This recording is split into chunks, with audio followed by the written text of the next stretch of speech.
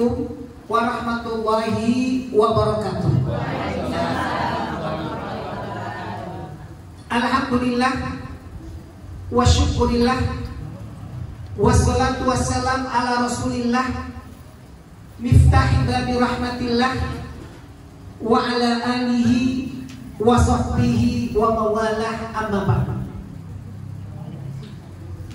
Faqala Allah Ta'ala fi kitabihil aziz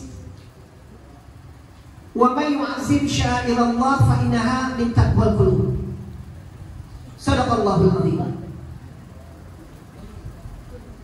Pemirsa, bapak-bapak dan ibu-ibu sekalian yang kami hormati, alhamdulillah, puji dan syukur kita panjatkan kehadirat Allah Subhanahu wa taala, yang mana pada pagi hari ini kita berada di taman dari tamannya surganya Allah Subhanahu wa taala. Mudah-mudahan hadirnya kita di sini mendapat barokah dari Allah Subhanahu wa taala dan kita selalu dalam ridhonya Allah dan baginda Rasulullah sallallahu alaihi wasallam. Bapak, Ibu dan pemirsa sekalian, kita telah lewati bulan suci Ramadan. Sebulan penuh. Ramadan itu maknanya membakar. Ramadan itu namanya membakar. Membakar kita dari segala dosa. Dengan apa? Dengan penuh ibadah setiap hari, dari hari ke hari bulan suci Ramadan. Itu kita digembleng, dibakar untuk melakukan yang namanya ibadah-ibadah untuk menebus, artinya merontokkan dosa-dosa kita yang menempel. Makanya Ramadan itu dinamakan membakar. Kemudian Syawal, setelah itu kita masuk Syawal. Masuk Syawal itu maknanya Syawal artinya meningkat.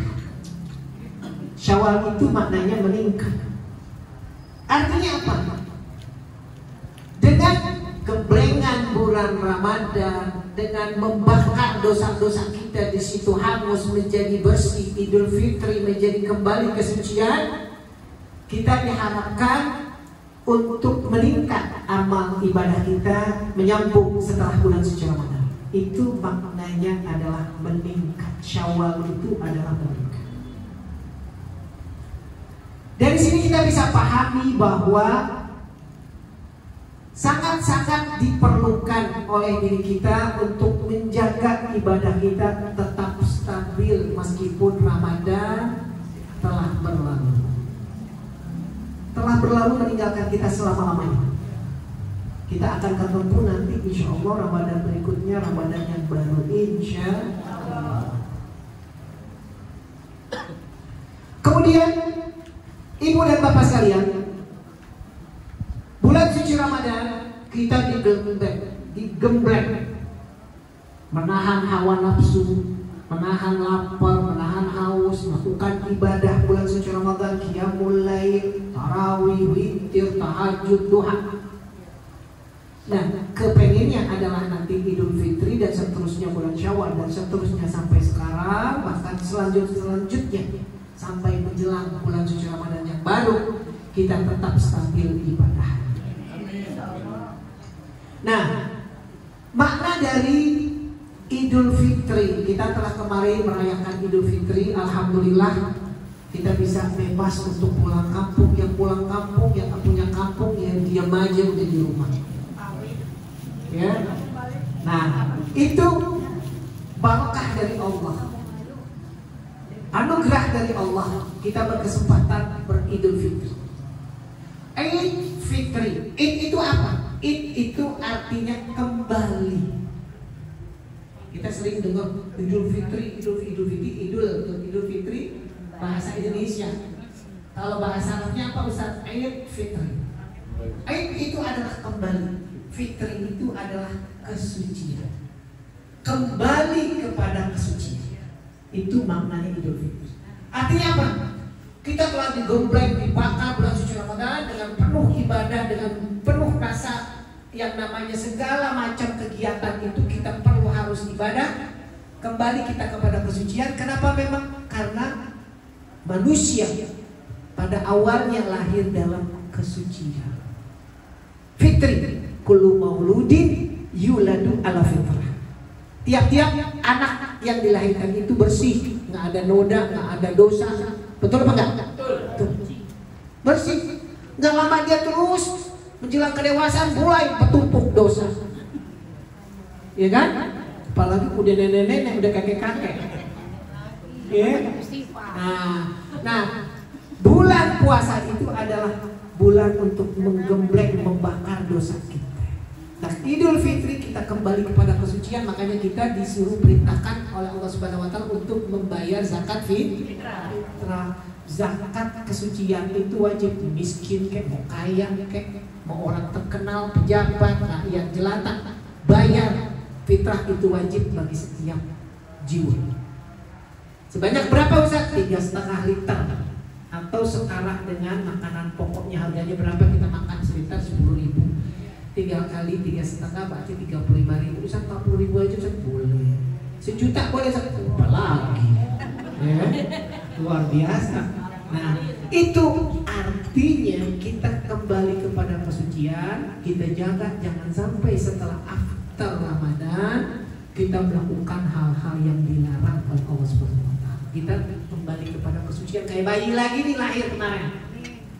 Nah, ini perlu dijaga. Nah, dari sini kita bisa pahami bahwa yang diinginkan oleh Allah dan baginda Rasulullah, kita tetap menjaga ibadah kita. Jangan kendor, jangan kasih kendor. Tetap kenceng ibadah meskipun Ramadan udah kita lewati. Nah, gimana Ustaz caranya? Amalan-amalan bulan suci Ramadan kita mulai terapkan setelah bulan suci Ramadan. Puasa sunnahnya makin kenceng. Ada Senin Kemis, ada puasa Ayyamul Bid, ada puasa nanti Arafah, Tarwiyah, ya. Itu harus ditingkatkan, apalagi cuma beberapa hari doang. Yang sebulan penuh aja kita tantangin, apalagi cuma 2 hari 3 hari break lagi, nyambung lagi ada Senin Kamis lagi, break lagi, nyambung lagi Senin Kamis. Kalau Ramadan kan maraton dia puasa.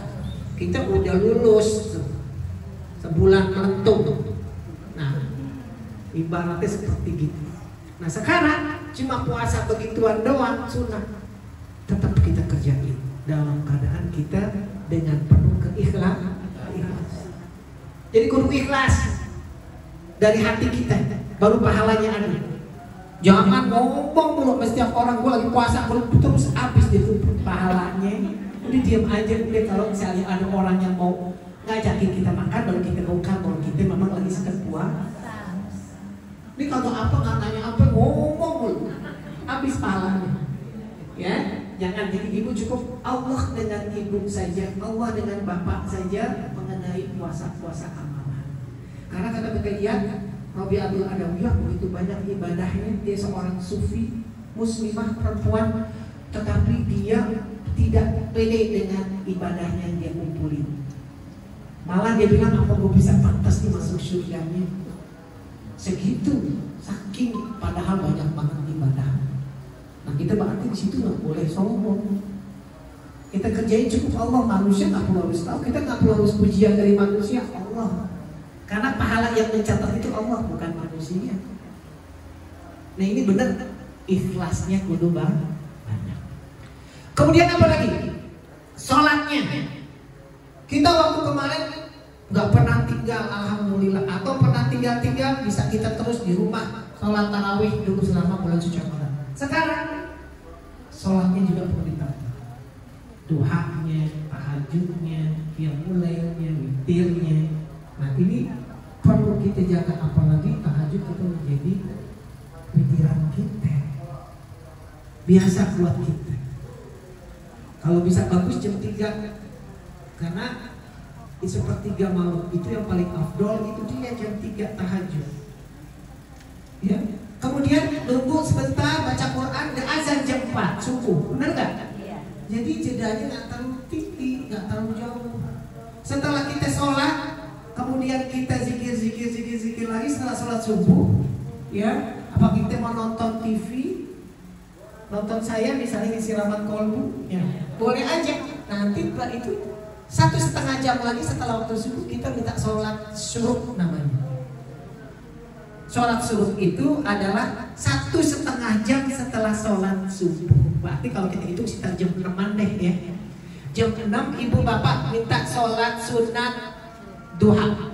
Syuruk itu duha. Jadi duha itu ada 3. Duhanya ada 3 periode, 3 fase. Satu ibu bisa sholat duha itu jam 6 sampai jam 8. Itu waktu syuruk namanya, sholat duha. Usolli sunatan duha rakataini biasa. Ya. Kemudian apa fadilahnya kita sholat pagi jam 6 sampai jam 8? Makanya kalau di Masjid Madinah Nabawi ada tuh syuruk. Kalau ibunya pernah ke Madinah, di Mekah juga syuruk. Syuruk apa sih? Syuruk itu 1,5 jam setelah sholat subuh ada sholat. Karena habis sholat subuh nggak ada lagi sholat-sholatan. Paham ya? Jadi kalau ibu bapak ibu kepengen, makanya kalau di Madinah di Mekah habis sholat subuh, caranya keluarnya Ustaz nungguin waktu syuruk. Jadi dia nunggu baca Quran, zikir-zikir di masjid gitu. Ibu nanti kalau mau berangkat nanti udah tahu waktunya, ilmunya sekarang. Ibu nggak mau ngomong, mau lari ke tempat tidur mulu. Nah, mumpung di sana ya jangan deh kita gunain bener-bener. Nah, 1,5 jam kita baca Quran, zikir, kemudian sholat sunat duha. Gunanya apa yang pertama? Gunanya adalah itu ibadahnya, amaliyahnya itu diganti seperti amaliyah haji dan umroh. Masya Allah. Itu fadilahnya kalau kita sholat sunat 2 rakaat, sholat sunat syuruk atau sholat sunat duha. Ini besar. Jadi apalagi kita sholat di Masjid Nabawi yang kali sholat 1.000 kali. Masjidil Haram 100.000 kali. Makanya kita pasang niat bahwa Ustaz kalau ada rezeki pengen umroh lagi, pengen laksanain itu. Karena kita udah belajar. Ya. Kemudian yang kedua, ibu bapak sholat lagi duha. Dari jam 8 sampai jam 9, jam 10 misalnya, setengah 10. Itu sholat sunat duha juga. Fase yang kedua, usolli sunat duha, boleh 2 rakaat. Itu pahalanya yaitu dia bisa menghindarkan kita dari musibah yang akan menimpa. Misalnya ada angin puyuh, angin bahorok, angin puting beliung mau nyampe, tapi kalau kita sholat nanti sholat sunat duha 2 rakaat tadi jam segitu, fase yang kedua, insya Allah Allah akan hindari kita. Insya Allah. Luar biasa itu. Sayang kalau kita nggak laksanain tiap hari. Kemudian berikutnya lagi, sholat sunat duha fasenya jam 10 sampai jam 11, setengah 12 menjelang sholat zuhur. Boleh 2, boleh 4, boleh 8, terserah ibu dan bapak mana sempat waktunya. Fadilahnya apa? Allah luaskan rezeki. Maka orang-orang pedagang-pedagang tuh ya, di warungnya pada sholat tuh jam 11, jam 10 sampai jam 11 setengah 12, karena dia meluaskan rezekinya. Sholat duha. Kita nggak ngapa-ngapain dulu mau saat begitu juga supaya pintu rezeki juga kita terbuka. Kita di kantor ya break dulu bentar deh, paling berapa menit, 10 menit deh ambil wudhu, lama sholat deh. Itu mendatangkan keluasan rezeki. Jadi ada 3 ibu sesuai dengan fadilah-fadilahnya, bapak dan ibu bisa laksanain sholat sunat duha. Kemudian ibadah bulan suci Ramadan itu menghasilkan 3 dimensi. Ramadan, hikmah Ramadan ada 3 dimensi. Yang pertama adalah dimensi spiritual, yaitu dimensi di mana kita semakin dekat kepada Allah. Tidak ada jarak antara hamba dan Allah. Itu hikmah dari kita puasa bulan suci Ramadan dengan penuh ibadah. Kita dapetin dimensi spiritual. Semakin dekat sama Allah, kita merasa udah diawasi sama Allah tindak tanduk kita. Dilihat sama Allah, dilihat sama malaikat, dicatat sama malaikat apa yang kita kerjain. Karena kenapa? Itu hikmah dari bulan Ramadan, dari dimensi spiritual. Jadi kita makin takut kalau kita berbuat maksiat. Pengennya ibadah-ibadah terus, ngaji Ustaz, ngaji terus, pengajian di mana-mana aja boleh ngaji, yang penting jangan asal pengajiannya nggak jelas, alirannya keliru, yang bikin kita jadi bingung. Jangan sampai ya, karena di Indonesia banyak banget. Jadi jangan sampai kita bisa menghilangkan keyakinan yang pernah kita anut dari dulu, zaman dulu, sekarang jadi berubah. Naudzubillah min dzalik. Kadang-kadang rukun Islam, rukun iman ditambahin lagi. Kadang-kadang maulid dilarang lagi. Ya, kita ambil hikmahnya. Semua itu adalah hikmah dari Allah. Apa gunanya kita hadiri maulid? Menghadiri maulid kita berarti meneladani sifat-sifat, sikap-sikap, perilaku baginda Rasulullah. Kalau nggak gitu kita nggak tahu. Kalau nggak kita datangin maulid Nabi, kan suri tauladan kita adalah baginda Rasulullah. Rasulullah makannya gimana, Rasulullah tidurnya gimana, Rasulullah syukurnya gimana, Rasulullah. Nah itu harus dikupas dalam peringatan maulid Nabi kita, itu meneladani. Memang di zaman Rasulullah tidak ada maulid, tidak ada perayaan-perayaan, tetapi ambil hikmahnya bahwa itu adalah hal yang positif buat kita bisa silaturahim, kita bisa ingat Rasulullah. Oh begini Rasulullah, nggak ada kita pernah, apalagi kita nggak pernah duduk di sekolahan, di bangku kuliah kita ngomongin tentang masalah kayak gitu kan, kita bukan jurusan agama. Nah kita kan cuma pengajian doang. Nah kalau kita nggak dikenalin sikap perilakunya baginda Rasul, dari mana kita bisa mencontohnya? Nah itu loh, maka ambil dari sisi itu tidak ada yang salah dari apa yang kita pelajari, apa yang kita lihat, apa yang kita datangi dari peringatan maulid Nabi kita Muhammad Sallallahu Alaihi Wasallam. Kemudian yang berikutnya ada dimensi sosial. Tadi dimensi spiritual. Yang kedua adalah dimensi sosial. Dimana kenapa ini dengan bulan puasa memupuk kita rasa sosial kita yang tinggi, membantu sesamanya.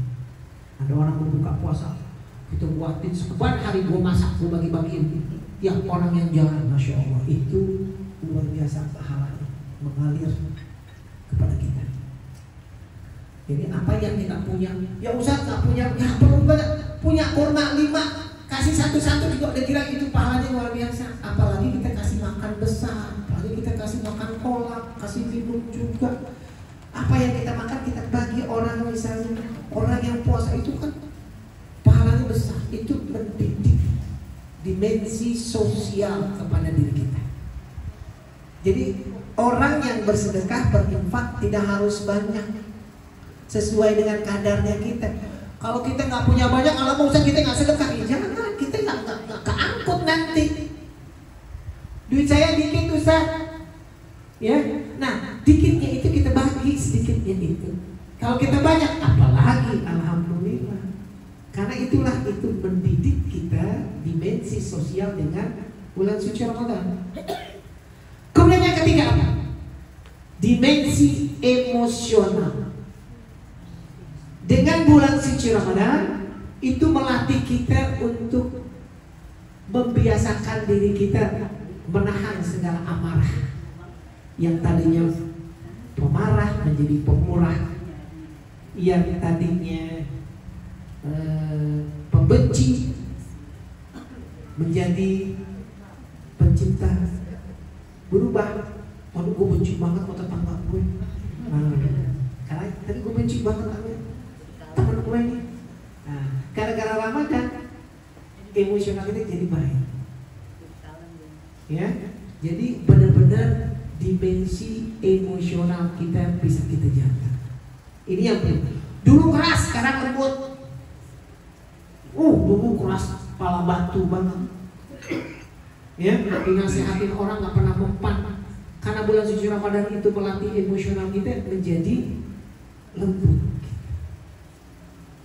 Karena kelembutan hati itu adalah nanti cerminnya adalah ibadah semuanya. Yang keluarnya menjadi ibadah. Tapi kalau kita keras batu ya nggak ada, menganggap dirinya begini. Nah, itulah yang makanya kita harus hindari. Jadi ada 3 dimensi yang dimiliki bulan suci Ramadan. Yang pertama itu adalah melatih kita spiritual. Dimensi spiritual kita semakin dekat kita kepada Allah, semakin diawasi kehidupan kita. Kalau semakin diawasi, berarti kita hidup kita mardotillah, keridhaan Allah semua. Jalannya ajak ngaji, ayo. Ajak kondangan, ayo. Ajak maksiat, no. Nah, itu karena kenapa? Karena kita udah merasa spiritual kita tuh diawasi sama Allah Subhanahu wa taala. Jadi enak kalau kita memang kita kejar segala macam. Ambisi boleh Ustaz? Boleh. Kemarin saya ngomongin di MNC mengenai ambisi. Ambisius yang nggak boleh. Kalau ambisi boleh. Karena ambisi apa Ustaz?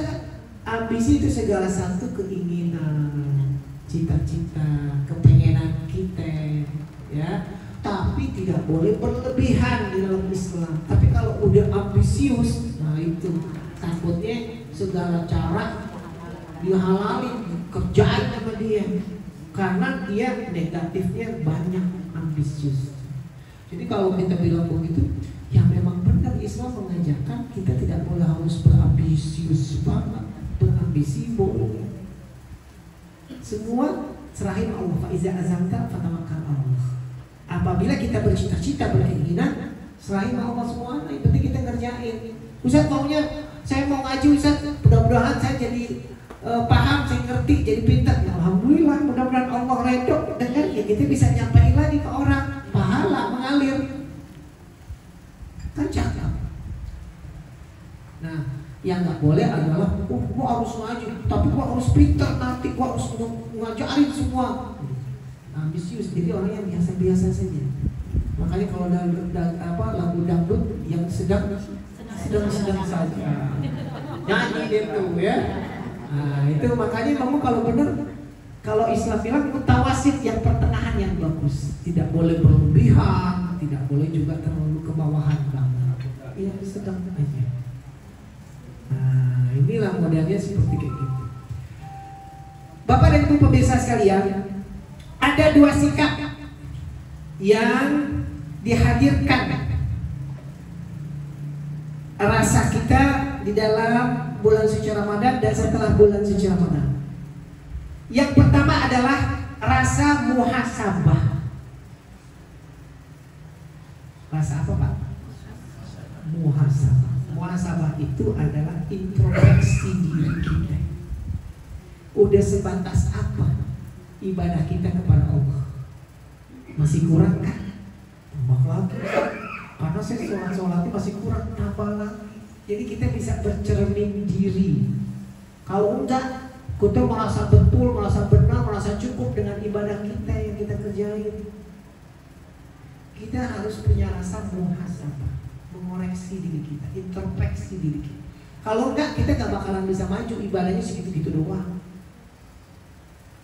Nah, ini perlu kita mengoreksi diri kita, introspeksi diri kita sebatas apakah ibadah kita sama Allah Subhanahu wa taala. Masih kurang apa enggak? Masih kurang jauh.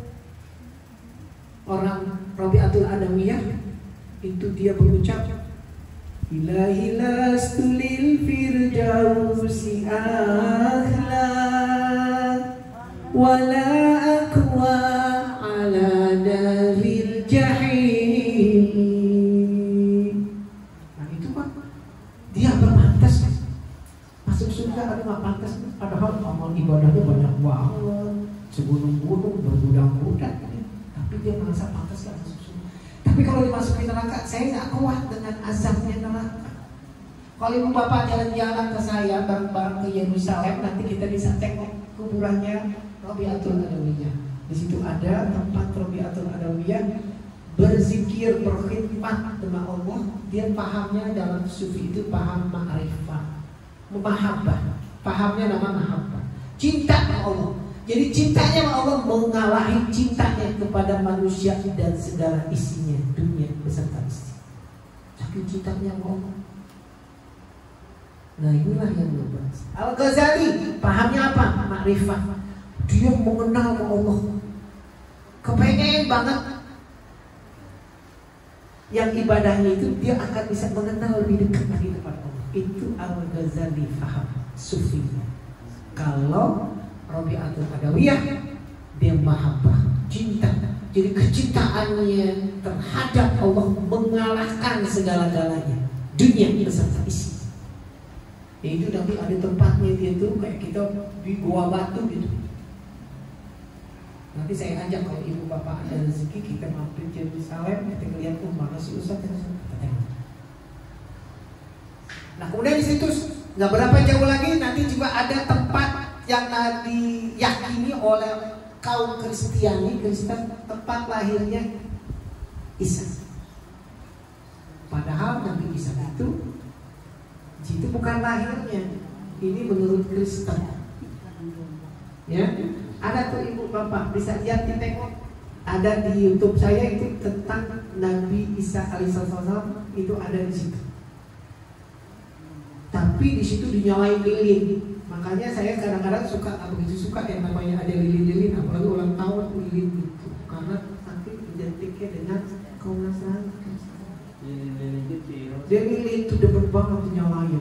Jadi di situ para peziarah nawain lilin itu, yang diyakini itu tempat Nabi Isa, padahal dia lahir, padahal Nabi Isa itu bukan lahir di situ. Ya.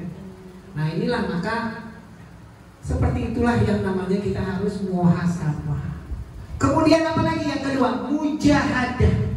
Kita harus punya sifat sikap yang namanya mujahadah. Mujahadah apa itu? Bersungguh-sungguh, semangat untuk beribadah lillahi ta'ala. Kita nggak boleh kendor semangatnya. Ya, tiba-tiba jadi nggak semangat. Ya, misalnya ya Allah Ustaz, dia udah tua, saya nggak ngaji lagi. Jangan, tetap. Apapun kalau kita tidak ngapa-ngapain, nggak ada kegiatan, tetap semangat. Karena ini sifat sikap yang harus ditumbuhkan untuk menjadi hamba-hamba Allah yang soleh dan soleha. Namanya mujahadah. Sungguh-sungguh, nggak boleh lembek, lemes. Ya nggak ada temannya Ustaz ngaji. Teman kan banyak, nanti juga ada teman baru lagi, teman keluarga lagi baru. Ya, orang yang suka begitu kadang-kadang lama move on-nya. Ya, kalau dia lagi patah hati, apalagi dikecewain sama suami, apalagi bercerai dengan pasangannya, lama gagal move on kalau orang bilang sekarang. Karena dia mageran, baperan. Betul gak? Tuh, paham gak nih ibu-ibu? ABG apa? Oh gitu. Nah itulah makanya kita harus tumbuhkan namanya mujahadah. Semangat ngaji, semangat jadi mikir kita. Pokoknya setiap sebulan sekali ketemu Ustaz. Nah mujahadah semangat. Setiap hari saya akan sholat tahajud, mujahadah. Setiap hari saya akan mengamalkan sholat duha, mujahadah. Setiap bulan saya akan, dalam tiap bulan itu saya akan puasa sunnah, Senin Kemis. Ayo wirbit, oleh mujahadah. Semampu kita, sekeinginan kita, semua serahkan pada Allah Subhanahu wa Ta'ala. Nah, Allah yang kasih jalan tuh semuanya. Karena dua itulah yang bisa membentuk pribadi-pribadi yang soleh dan solehah. Yaitu muhasabah dan mujahadah. Kita ada koreksi bercermin. Kalau ada cermin, makanya ada kecermin kita naca. Cebong apa enggak nih mau ngaji? Bedak kita, alis kita melintir apa menyendol. Nah, kan kita bisa lihat begitu. Ngaca tuh ada kacanya, ya kan?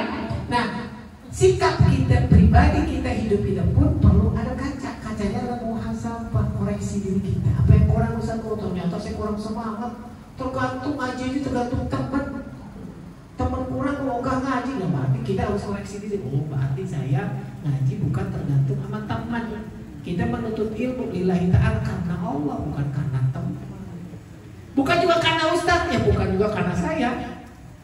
Ya, jangan. Jadi ngaji itu lillahi ta'ala. Ya, karena kenapa? Semua itu Allah yang ngasih. Allah yang menentukan.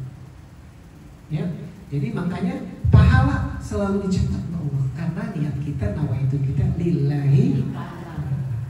Nah, itulah yang kira-kira Bapak Ibu bisa bayangkan bahwa diharapkan sekali kita tetap untuk bersemangat setelah Ramadan dan Idul Fitri. Jangan kendor lama-lama hilang semuanya. Naudzubillah min dzalik. Boleh sih hiburan-hiburan dikit nggak apa-apa. Setelah ini kita nongkrong ngopi-ngopi ya boleh, bukan nggak boleh, ya boleh. Yang penting dunia akhirat kita dapat, kita jalani. Makanya kita kan betapa doa, Rabbana atina fid dunya hasanah wa fil akhirati hasanah wa qina adzabannar. Kita minta kebaikan dunia dan akhirat. Karena kalau kita kejar akhirat, dunia akan ngikut. Tapi kalau kita kejar dunia, akhirat goodbye. Wassalam. Kalau ibu kejar bapak akhirat, kejar tuh dunia akan nyangkut, nyantel. Kenapa? Itu hadis yang diriwayatkan oleh Imam Tirmizi dari baginda Rasulullah SAW. Jadi itulah yang memang disampaikan seperti itu. Bahwa kalau kita bersungguh-sungguh kejar dunia saja, maka akan dapat dunia doang, akhirat enggak. Tapi kalau kejar akhirat, dunia ngikut kita. Makanya orang yang disenangi di dalam Islam itu bil ilmi wal mal. Punya ilmu, punya harta. Dua-duanya. Punya ilmu doang Ustaz, harta nggak punya, loyo. Punya harta doang ilmu nggak punya, dibohongin orang, ditipu mulu. Betul nggak? Dia punya duit nih, tapi nggak punya ilmu, dibohongin terus, dibokisin orang, dikadalin orang, ya kan? Makanya Islam menyenangkan kalau kita punya bil ilmi wal mali, punya ilmu, punya harta. Jadi kita semakin pede, percaya diri. Nah, itulah yang diharapkan. Kita pengen ibadah Ustaz, ikut apa? Ikut. Ilmunya tahu Ustaz, duitnya juga ada. Ikutnya umrah. Ikut kemana lagi ziarah? Ikutnya saya. Nah itulah yang mau kita kepengen. Kalau kita yang lain belum dapat, apalagi dua-duanya nggak ada, menghayal doang. Jadi kita berhalu. Niat harus ada. Masa niat kita serahin mau disertai apa? Doa dan ikhtiar. Ya kita pengen umroh Ustaz, tapi nggak daftar, kapan keangkutnya? Ya, ngomong doang di bibir. Kalau orang sekarang bilang omong doang. Nah harus niat ikhtiar. Baru keangkut deh, insya Allah. Nah itu semua muhasabah, mujahadah harus dimiliki dua-dua itu. Insya Allah. Itulah kira-kira Bapak Ibu. Ada pertanyaan? Nanti kita bicara bebas setelah ini ya. Ada pertanyaan Bapak Ibu? Bapak silakan, atau Ibu dulu. Mikrofonnya boleh silakan Ibu Ana ya. Ibu Ana Lydia akan bertanya, silakan.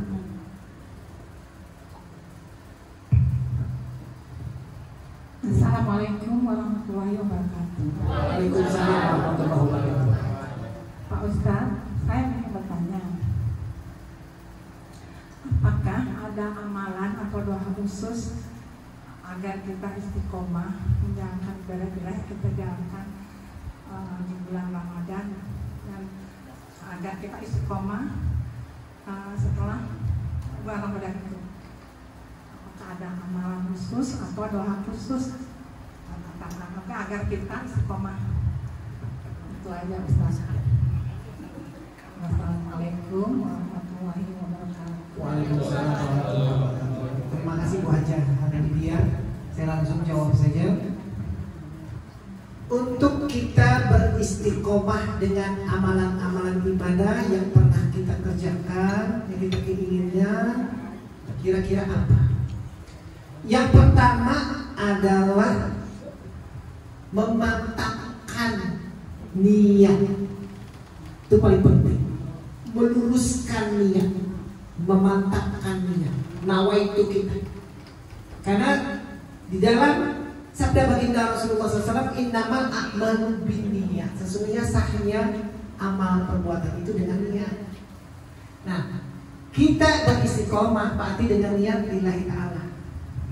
Saya berniat untuk tetap istiqomah ikut pengajian, ya kan?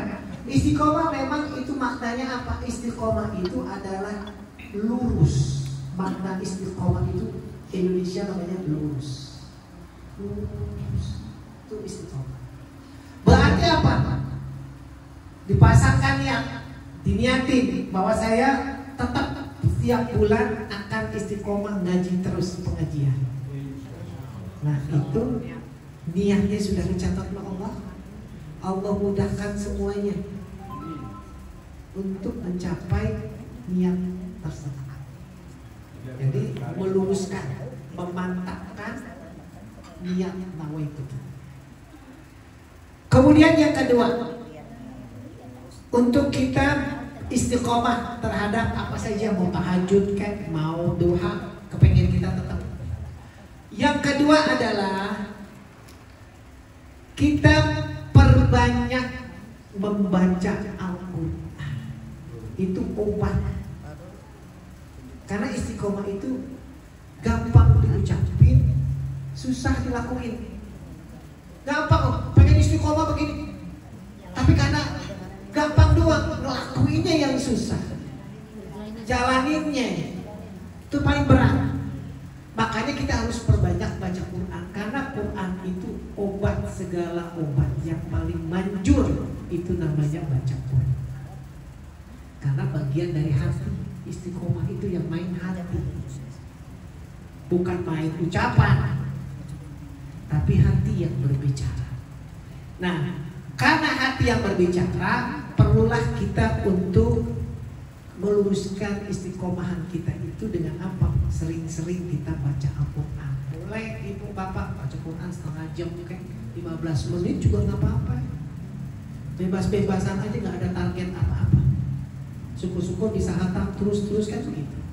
Semakin banyak baca Quran, semakin mantap istiqomah kita. Ya. Kemudian yang ketiga, apa kira-kira yang bisa kita menjadi jalan istiqomah? Kita selalu berdoa ihdinas siratal mustaqim kan dalam bacaan sholat kita. Tunjukkan kepada kita jalan siratal mustaqim, lurus, nggak mencong, nggak belok-belok, lurus. Kita selalu baca ihdinas siratal mustaqim. Itu adalah bagian doa. Nah, kita sholat bacanya itu teruslah Fatihah. Ya. Nah, surat Fatihah itu dikenal dengan surat ibunya Al-Quran. Jadi intinya, induknya Al-Quran itu surat Fatihah, bukan surat-surat yang lain. Maka kita selalu membaca untuk doa apa aja, Fatihah. Mau sehat, Fatihah. Mau pergi, Fatihah. Semua mau tidur, Fatihah semua. Karena itu adalah induknya Al-Quran. Kayak gitu itu sari partinya, bukan surat-surat yang lain. Makanya itu surat Fatihah itu surat yang sangat teristimewa dibandingkan surat-surat yang lain. Kemudian yang keempat, kita perbanyak zikir kita, membaca doa Rabbi shrah li sadri wa yassir li amri wahlul 'uqdatam min lisani yafqahu qawli. Semua pada apa itu doa kita sebagai hati kita mantapin dalam istiqomah. Itu kita ulang-ulangi juga boleh, Ustaz ya boleh. Itu doa dalam Al-Quran perintahnya. Rabbi shrah li sadri, ya Allah ya Tuhan kami, terangilah hati kami. Wa yassir li amri, permudahkanlah segala urusan kami. Ada aja orang kan halangannya, mau ngaji cucu gelayutan. Kan itu halangan Ustaz, ya halangan itu. Nah makanya kita perbanyak kalau bisa supaya lancar cucu kita tahu diri, anteng dia. Ya nggak gerembengin neneknya. Tahu neneknya mau ngaji, nah itu namanya kita perbanyak loh bisa. Kapan Ustaz? Anytime, anywhere, di mana saja, kapan saja baca Rabbi sholli sholli wa yassirli amri. Jadi tambah mantap istiqomah hati kita. Jadi itu bagian-bagian yang tadi saya sebutkan itu adalah untuk membentuk kita menjadi istiqomah terhadap segala sesuatu. Mau ngaji kek, mau sholat kek, mau puasa kek. Pokoknya sesuatu hal yang berkenaan dengan ibadah. Ya, ibu bapak misalnya kalau orang mau pakai hijab itu juga istiqomah. Jangan tantar ngablak, tantar tutup, tantar ngablak, itu belum istiqomah. Bolak balik kayak potong kopi. Jangan. Jadi harus mantap. Nah, di antara yang mantap yang tadi saya sebutin rangkaian apa yang bisa kita kerjain, cara untuk beristiqomah yang mudah-mudahan kita serahin semua kepada Allah, Allah yang akan terima. Ya Bu Hajah. Kemudian lagi Bapak mau bertanya Pak Dexit. Assalamualaikum warahmatullahi wabarakatuh. Waalaikumsalam warahmatullahi wabarakatuh. Kita mau tanya bagaimana caranya menyampaikan ke anak kita agar ibadahnya tetap konsisten. Terima kasih. Assalamualaikum warahmatullahi wabarakatuh. Waalaikumsalam warahmatullahi wabarakatuh. Begini, bagaimana cara mendidik menyampaikan kepada anak-anak kita atau cucu kita untuk bisa beribadah secara konsisten, ya. Jadi jangan anak-anak tua pertama besoknya dingin. Nah, tetap dia laksanain. Yang pertama nih, cara kita untuk menyampaikan kepada anak. Metode yang paling bagus untuk mendidik anak, menyampaikan kepada anak adalah metode uswatun hasanah. Suri taubat. Jadi kalau orang tua, nenek, kakek suruh anaknya, cucunya puasa, kita nggak puasa. Dulu lihat ya si nenek puasa, kalau nggak cucu atau anak puasa nggak puasa. Nah kita sendiri kan nggak. Nah bagaimana bisa untuk menyampaikan pesan bahwa itu sesuatu adalah bagian ibadah? Jadi contohnya adalah yang paling dekat di sekitar rumahnya dia, ya di dalam rumahnya itu ada bapak, ada emaknya, ada neneknya, ada kakeknya. Tapi kalau cucu sudah belajar puasa, dilihat pasti akan lihat anak yang kecil aja dilihat, apalagi anak yang udah gede, kritis dia. Nah, singkong lagi nggak puasa, ya kan? Nah itu dilihat, maka kita ajarin cara mendidik anak yang bagus untuk dia bisa menyampaikan dan bisa konsisten dalam beribadah. Diri kita sendiri untuk menjadi contoh suri tauladan. Itu yang paling ampuh. Kemudian yang kedua, ciptakan rumah yang bersih, yang nyaman, yang kondusif untuk melaksanakan ibadah-ibadah di dalam rumah. Nah rumahnya jangan kayak kapal pecah teman-teman. Orang mau taruh badan aja berarti barang itu susah, apalagi muncul. Nah, nggak harus mewah, nggak harus. Yang penting bersih, nggak penting yang harus gede usah kecil tapi adalah nyaman, bersih dari najis, bersih segala macam. Kok ya Allah gimana aja, berantakan bagaimana? Nah, yang kedua adalah kita ciptakan lingkungan di dalam rumah itu yang mendukung untuk kita melakukan ibadah. Jadi jangan kotor. Kalau perlu ada musolanya, kamar dibikin musola. Gak ada Ustaz, ya udah ruang tamu, nggak ada di teras, asal jangan digenteng. Naiknya repot, nenek-nenek pelan digenteng. Oh, ya. Nah, jadi yang kedua, kita ciptakan lingkungan kondusif dalam rumah untuk melaksanakan ibadah. Jadi sejadahnya bersih, Qurannya udah tersedia, lekarnya udah ada. Kan dia semangat, cucunya, lu kok apa, lu mau di mana kita? Bawa diri aja susah. Mulai susah. Nah itulah maka yang kedua seperti itu. Kemudian yang ketiga, tanamkan sejak dini nilai-nilai ketuhanan kepada anak cucu kita. Ajarin. Ya Allah Ustaz, nenek ini gak bisa ngaji, ya udah gak bisa ngaji, apaan ke doanya ke, terserah deh. Habis neneknya waktu zaman dulu jalan mulu, kelayapan mulu. Nah makanya bagaimana Ustaz? Nah ajarin, mana doa mau tidur, jadi sejak kecil dia diajarin. Doa mau makan, jangan makan aja. Baca doa dulu. Nah habis setelah doa baca, jadi hal-hal yang ringan enteng seperti itu. Nenek-nenek kan harus juga belajar juga. Emaknya lagi kelayapan, neneknya yang tidurin, ya kan? Ajarin dia sejak dini, meskipun itu soal sepele, tetapi nilai-nilai ketuhanannya udah ada di situ.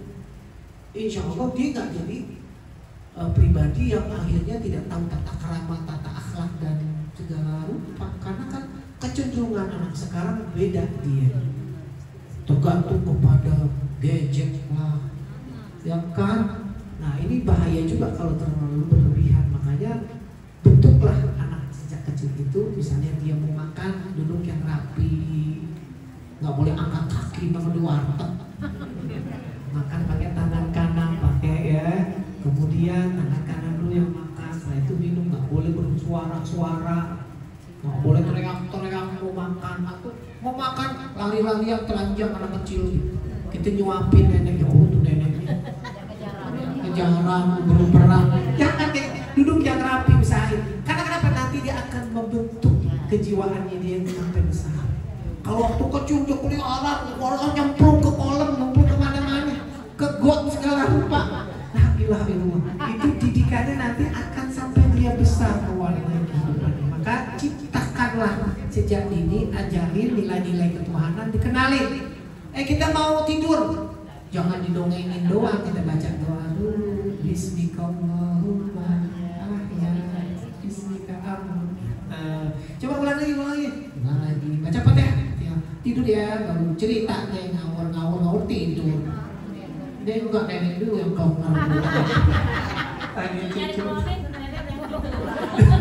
Nah itulah coba dididik dari sejak ini, kenali nilai-nilai ketuhanan.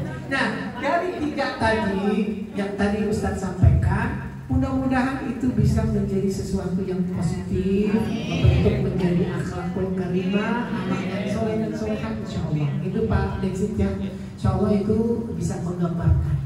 Ya, karena kenapa? Pendidikan keluarga adalah pendidikan pertama buat anak. Nomor 1. Setelah itu dia pendidikan sekolah. Kemudian pendidikan yang ketiga lingkungan. Gitu loh.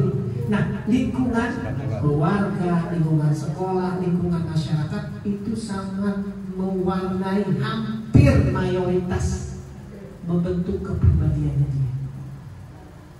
Kepribadiannya dia. Bang, kalau udah gede, dulu banyak menjadi karakter yang macam-macam. Ya, nah kita kepengen tuh bernuansanya di sini.